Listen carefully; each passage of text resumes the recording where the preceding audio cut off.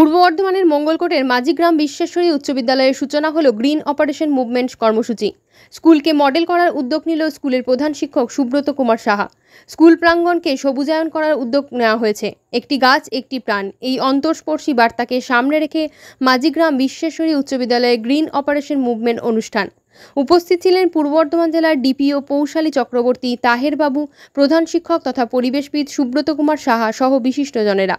বিভিন্ন স্থানে বৃক্ষরোপণ করে পরিবেশ রক্ষার বার্তা ছড়িয়ে দেওয়া হয়। এদিন সকলেই এই পরিবেশ বান্ধব উদ্যোগকে সাধুবাদ জানিয়েছেন। সবুজ রক্ষা এখন আর একদিনের ইভেন্ট নয়, এটা আমাদের অস্তিত্ব টিকিয়ে রাখার লড়াই। আজ যে চারা আমরা হাতে তুলে নিলাম তা শুধু গাছ নয়, একটি জীবনের সম্ভাবনা। তাই বলি, গাছ লাগান, শুধু ছবি তুলতে নয়, তার যত্ন নিন সন্তানের মতো, কারণ প্রকৃতি প্রতিশোধ নয়, প্রতিফলন ঘটায়। বর্তমান সমগ্র শিক্ষা আধিকারিক ম্যাডাম আমাদের পৌশালী চক্রবর্তী মহাশয়কে আমাদের মাঝখানে পেয়েছি।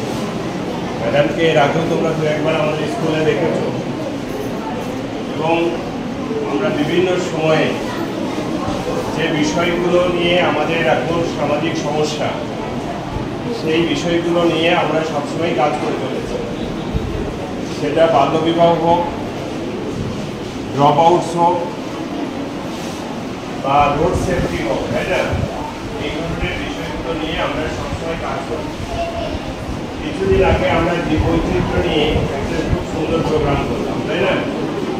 সেখানে আমরা আলোচনা করেছিলাম যে আমাদের সমাজে আমরা কি কি হারিয়ে ফেলেছি। যেটা আমরা আগে দেখতে পেতাম, এখন আর দেখতে পাচ্ছি। আমরা বিদ্যালয় স্থানে এখন প্রজাপতি পার্ক করবার কথা চিন্তা ভাবনা করছি। কেন করতে হচ্ছে আমাদের? যে আমরা কৃষিকাজ করতে গিয়ে এত পরিমাণ রাসায়নিক সার ব্যবহার করছি, যার ফলে প্রজাপতির মতো যে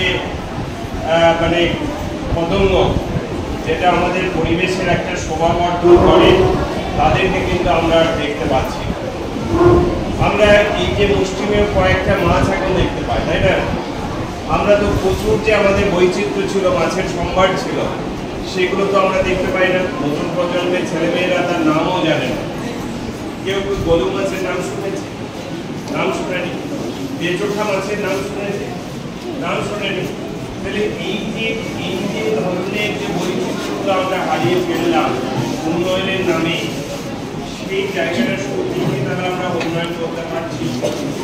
আমি একটু আগে একটা কথা বলছিলাম যে প্রকৃতিকে আমরা বাঁচাচ্ছি না, আমাদের নিজে বাঁচার জন্য আমরা প্রকৃতিকে বাঁচাচ্ছি।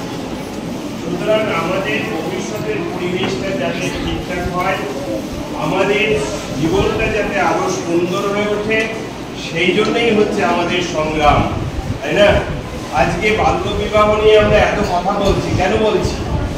কারণ হচ্ছে আমরা বাল্য বিবাহের যে কুফল, তার বিষময় ফল কি হতে পারে, আমাদের সমাজের দিকে তাকালে অনেক ঘটনা আমরা দেখতে পাই, অনেক অকাল বৈধব্য আমরা দেখতে পাই। অনেকে দেখতে পাই যে দেখা যাচ্ছে খুব অল্প বয়সে তারা ডিভোর্সি হয়ে গেছে। অনেকে দেখতে পাই যে অকালে তাদের মা এবং প্রসূতি মা এবং সন্তান দুজনেই মারা গিয়েছে। অর্থাৎ ম্যালনিউট্রিশনের একটা বিরাট সমস্যা এগুলো কিন্তু ঘটে। আর সব থেকে বড় কথা হচ্ছে যে দায়িত্বটা আমরা নেবার জন্য প্রস্তুত নই, শারীরিকভাবে হোক মানসিকভাবে হোক, আমরা সেইভাবে ডেভেলপড হতে পারিনি। সেই সময়ে যদি সেই দায়িত্বটা আমাদের কাঁধে চলে আসে, তাহলে সেটা কারোর জন্যেই ভালো নয়। সেটা মায়ের জন্যও ভালো নয়, আর তার সন্তানের জন্যও সেটা ভালো নয়।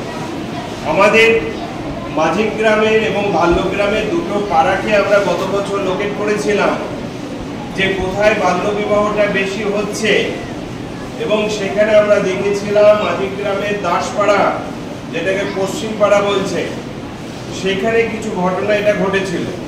আর বাল্যগ্রামের যে ওই আদিবাসী পাড়া, তাই না, এরকম বেশ কিছু ঘটনা ঘটেছিল। এবং সত্যি কথা বলতে কি, গত বছর আমরা এই বিভিন্ন জায়গায় ক্যাম্প করেছি বাল্য বিবাহ নিয়ে। আমাদের স্কুলে কয়েকদিন আগে একটা পাপেট শো হয়েছিল, ওই যে মানব পুতুল নিয়ে একটা নাটক হলো, এবং তোমরাও এই নাটকটা সমান্তরালভাবে করেছিলে। এবং আমরা পাড়ায় পাড়ায় এই নাটকটাকে প্রচার করছি একটাই উদ্দেশ্য নিয়ে, যে জনমানুষের সচেতনতা তৈরি করা। এই গল্প বা নীতিগল্প এগুলো কেন বলতে হয়? মানুষ যদি সবাই সুশিক্ষিত হতো তখন কিন্তু কথা বললেই তারা বুঝতে পেত।